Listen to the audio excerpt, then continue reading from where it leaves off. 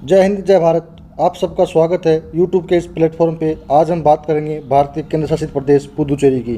तो आइए हमारे साथ जुड़िए और वीडियो का आनंद लीजिए। हम बात करेंगे पुदुचेरी केंद्र शासित प्रदेश की। भारत में वर्तमान में 8 केंद्र शासित प्रदेश हैं, उसमें से पुदुचेरी एक केंद्र शासित प्रदेश है। उसकी चर्चा हम इस वीडियो में करेंगे। तो हम बात करेंगे यहाँ की विधानसभा के बारे में, लोकसभा सीटों के बारे में एवं राज्यसभा सीटों के बारे में, एवं यहाँ के पर्यटन स्थल, यहाँ के नेशनल पार्क, यहाँ का क्षेत्रफल, इसकी राजधानी, इन सब की चर्चा आज हम इस वीडियो में करेंगे। पुदुचेरी का निर्माण 3 राज्य जैसे आंध्र प्रदेश, तमिलनाडु एवं केरल के मिलने से होता है। यहाँ के टूरिस्ट प्लेस कौन सा है, यहाँ पे कौन सा फेस्टिवल मनाया जाता है, एयरपोर्ट कहाँ का लगता है एवं हाई कोर्ट कहाँ का लगता है, इन सब की चर्चा आज हम इस वीडियो में करेंगे और आप आनंद के साथ इस वीडियो को देखिए। चलिए, यह केंद्र शासित प्रदेश है, इसकी स्थापना होती है 1 नवंबर 1954 को। ये जो केंद्र शासित प्रदेश है इसकी स्थापना होती है 1 नवंबर 1954 को। और यह जो पुदुचेरी केंद्र शासित प्रदेश है इसको इंडिया का छोटा फ्रांस कहा जाता है। यानी कि इंडिया का छोटा फ्रांस किसको कहा जाता है? पुदुचेरी को। पुदुचेरी को इंडिया का छोटा फ्रांस कहा जाता है एवं साउथ का पेरिस भी इसी को कहा जाता है। बहुत बार एग्जाम में पूछा जाता है निम्न में से साउथ का पेरिस किसे कहा जाता है, तो आपका आंसर होगा पुदुचेरी। एवं इंडिया का छोटा फ्रांस बोल सकते हैं क्योंकि इस पुदुचेरी पर फ्रांसीसियों ने शासन किया था, इसीलिए इसको इंडिया का छोटा फ्रांस कहते हैं। क्योंकि यहाँ पर जो शासन करने वाले थे वो थे फ्रांसीसी व्यक्ति, तो इसको इंडिया का छोटा फ्रांस कहा जाता है एवं साउथ का पेरिस भी कहा जाता है। यहाँ पर जो वर्तमान में सीएम है उनका नाम है वी नारायण स्वामी। क्योंकि दोस्तों जैसे कि दिल्ली केंद्र शासित प्रदेश है, वैसे ही पुदुचेरी भी दिल्ली की तरह यहाँ पर भी सीएम होता है। जैसे कि दिल्ली में सीएम है अरविंद केजरीवाल, वैसे ही पुदुचेरी में जो सीएम है उनका नाम है वी नारायण स्वामी। अनुच्छेद 164 के तहत राज्यपाल मुख्यमंत्री की नियुक्ति करता है। अनुच्छेद 164 के तहत सीएम की नियुक्ति कौन करता है? गवर्नर करता है। दोस्तों यहाँ पे जो लोकसभा सीटें हैं उनकी संख्या 1 है एवं राज्यसभा की जो सीटें हैं उनकी संख्या 1 है। एवं यहाँ पर जो विधान मंडल पाया जाता है वह एक सदनात्मक पाया जाता है। यहाँ पर विधानसभा की 30 सीटें हैं। यहाँ पर विधानसभा की कितनी सीटें? 30 सीटें एवं लोकसभा, राज्यसभा एवं विधानसभा। दोस्तों मैं बता दूं इसी के साथ आपको, जो लोकसभा है आपका, इसका वर्णन अनुच्छेद 81 में कहा गया है कि भारत में एक लोकसभा होगी। अनुच्छेद 80 में कहा गया है कि भारत में एक राज्यसभा होगी एवं अनुच्छेद 79 में कहा गया है कि भारत में एक संसद होगी। और यह संसद 3 अंगों से मिलकर बनी होती है। एक होता है आपका राज्यसभा, एक होता है लोकसभा एवं एक होता है राष्ट्रपति। इन 3 अंगों से मिलकर आपकी संसद बनती है। तो संसद का निर्माण किस अनुच्छेद में किया गया है? वह अनुच्छेद है 79।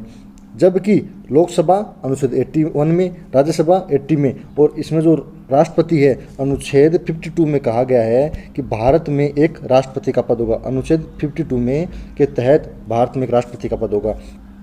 तो जो संसद बनती है भारत में उसमें 3 अंग होते हैं, लोकसभा, राज्यसभा एवं राष्ट्रपति। तो किस किस अनुच्छेद में लोकसभा का वर्णन है, किस में राज्यसभा, किस में राष्ट्रपति का? तो मैं बता चुका हूँ आपको, अनुच्छेद 52 में राष्ट्रपति का वर्णन है एवं अनुच्छेद 80 में राज्यसभा का, प्लस अनुच्छेद 81 में लोकसभा का वर्णन किया गया है। इसी के साथ दोस्तों आपको याद रखना होगा, जो लोकसभा का सदस्य बनने के लिए व्यक्ति की न्यूनतम उम्र 25 वर्ष होती है, जबकि राज्यसभा का सदस्य बनने के लिए व्यक्ति की न्यूनतम उम्र 30 वर्ष होती है। इसी के साथ आपको पता होना चाहिए, राष्ट्रपति, राज्यसभा एवं उपराष्ट्रपति बनने के लिए व्यक्ति की न्यूनतम उम्र 35 वर्ष होनी चाहिए। मैं आपको बता दूं दोस्तों, जो संसद है इसमें जो अनुच्छेद होते हैं, 3 अनुच्छेद होते हैं, बहुत बार एग्जाम में पूछे जाते हैं, 79, 80 एवं 81। इसको याद करने की एक ट्रिक है, आप एक नाम याद रख लीजिएगा, सरला। तो और आप सरला लिख लीजिए, फिर 79, 80 और 81 क्रम से लिख लीजिए। तो पहले सरला में से संसद बनेगी तो संसद में अनुच्छेद आएगा 79।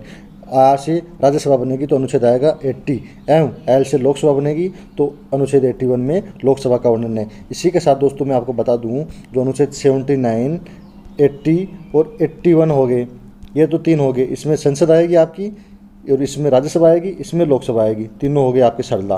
तो इसी के साथ आपको पता होना चाहिए एक अनुच्छेद होता है 85।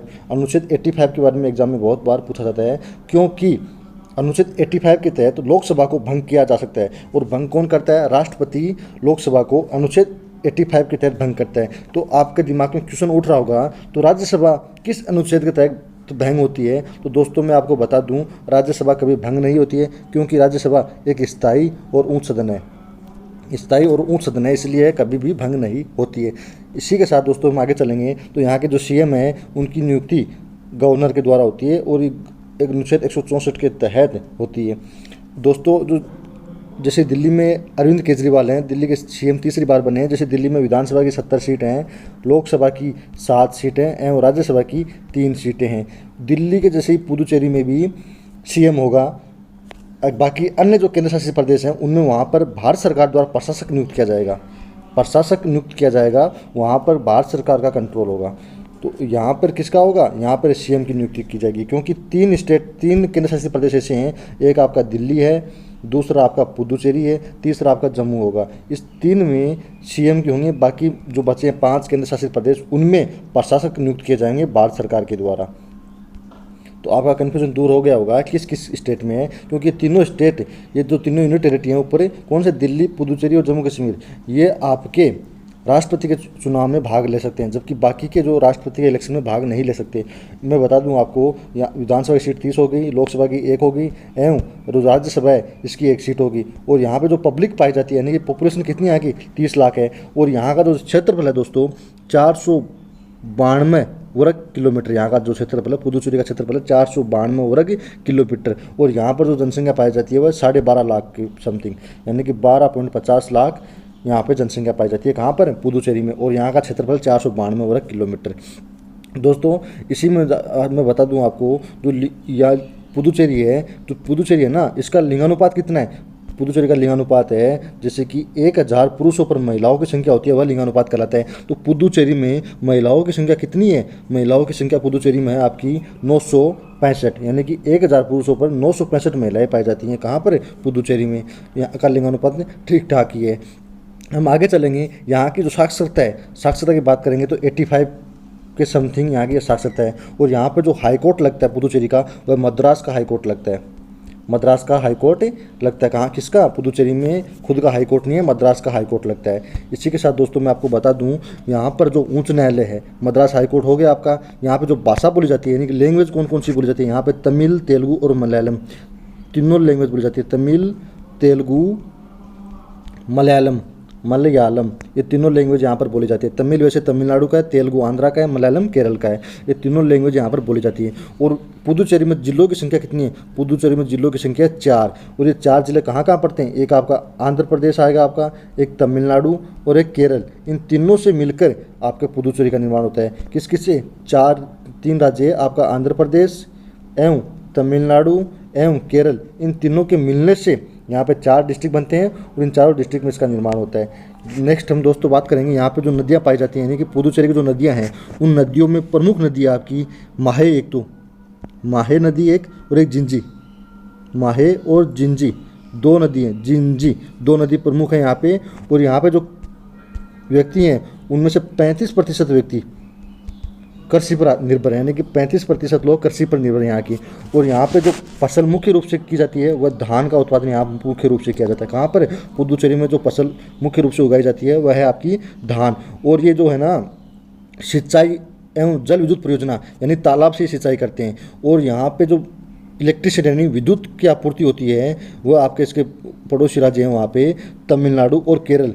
तमिलनाडु और केरल से यह विद्युत की आपूर्ति करता है अपनी, और तालाबों से सिंचाई करता है। और 35% लोग यहाँ के क्या कृषि पर निर्भर हैं, और यहाँ पर मुख्य रूप से धान का उत्पादन किया जाता है। इसी के साथ दोस्तों मैं आपको बता दूँ, नेक्स्ट है अपना यहाँ पे जो विश्वविद्यालय, उस विश्वविद्यालय का नाम है पुदुचेरी विश्वविद्यालय। एक ही विश्वविद्यालय है यहाँ पर पुदुचेरी में, उस विश्वविद्यालय का नाम है पुदुचेरी विश्वविद्यालय। और यहाँ पर जो विधानमंडल पाया जाता है वह आपका 1 सदनात्मक है। और मैं बता चुका हूँ 1 सदनात्मक, और उसमें सीटों की संख्या है 30। विधानसभा में 30 सीट होती हैं, यानी कि जहाँ द्विसदनात्मक होगा वहाँ विधानसभा तो होगी, विधानसभा के साथ साथ विधान परिषद भी होगी। वर्तमान में भारत में 6 राज्य से हैं जहाँ पर विधान परिषद भी है, बाकी में विधानसभा ही है। सबसे अधिक विधान परिषद वाला राज्य आपका उत्तर प्रदेश, उसमें 100 सीटें हैं, 6 राज्य हैं। नेक्स्ट अपना है, नेक्स्ट की बात करेंगे तो लोकसभा की सीट 1 हो गई, राज्यसभा की सीट 1 हो गई, मैं बता चुका हूँ। और यहाँ के जो प्रथम मुख्यमंत्री थे वह थे एडवर्ड गोबर्ट यहाँ के प्रथम सीएम बने थे। किसके? पुदुचेरी की। प्रथम सीएम का नाम है एडवर्ड गोबर्ट। इसी के साथ मैं बता दूं आपको, यहाँ का जो प्रथम राज्यपाल था वह था एस एल सलीम। यहाँ के प्रथम गवर्नर थे, यानी कि ये जो प्रथम गवर्नर थे एस एल सलीम एवं प्रथम सीएम थे एडवर्ड गोबर्ट। प्रथम गवर्नर का मतलब है उपराज्यपाल की बता रहा हूँ मैं बात, यहाँ राज्यपाल नहीं होता है, यहाँ पर उपराज्यपाल होता है।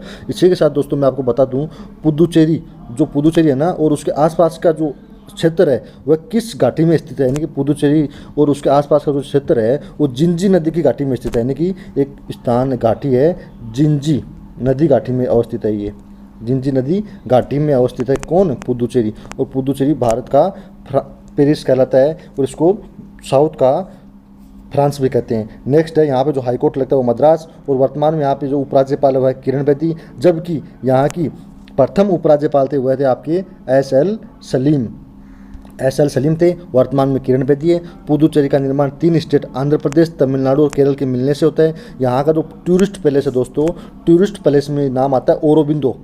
ओरोबिंदो यहाँ का टूरिस्ट पैलेस है। एवं यहाँ के जो फेस्टिवल है उसमें शेंडल मस्करेट मास्क फेस्टिवल, 2 फेस्टिवल मुख्य रूप से फेमस है यहाँ के। कौन कौन से, एक तो शेंडल फेस्टिवल एवं दूसरा है मस्करेट मास्क फेस्टिवल। एयरपोर्ट यहाँ का जो है वो पूरी तरह से सोलर पार्क पर आधारित है, यानी कि पुदुचेरी का जो एयरपोर्ट है वह पूरी तरह से किस पर आधारित है, सोलर पार्क पर आधारित है। नेक्स्ट अपना है दिल्ली और पुदुचेरी राष्ट्रपति के चुनाव में भाग लेते हैं। मैं आपको ऊपर बता चुका हूँ, दिल्ली और पुदुचेरी राष्ट्रपति के चुनाव में भाग लेते हैं और यहाँ के सीएम होते हैं। यहाँ पर क्या होते हैं, सीएम होते हैं। जबकि यहाँ का जो टेम्पल है उसमें आता है गणेश मंदिर, मुख्य रूप से यहाँ का टेम्पल है। और यहाँ का जो स्टेट बर्ड है उसमें कोयल, पुदुचेरी का जो स्टेट बर्ड है उसमें कोयल का नाम आता है और टेम्पल है यहाँ का गणेश मंदिर है। मैं दोस्तों आपको ये पूरा बता चुका हूँ। पुदुचेरी केंद्र शासित प्रदेश है भारत का एक, और यह इंडिया का छोटा फ्रांस बोल सकते हैं एवं साउथ का पेरिस बोलते हैं। दोस्तों मेरे द्वारा दी गई जानकारी मैं आशा करता हूँ कि आपको बहुत ही अच्छी लगी होगी। आपको अगर यह वीडियो अच्छा लगा है तो आप हमारे चैनल को लाइक शेयर एंड सब्सक्राइब जरूर कर देवें। Thanks for watching. जय हिंद, जय भारत।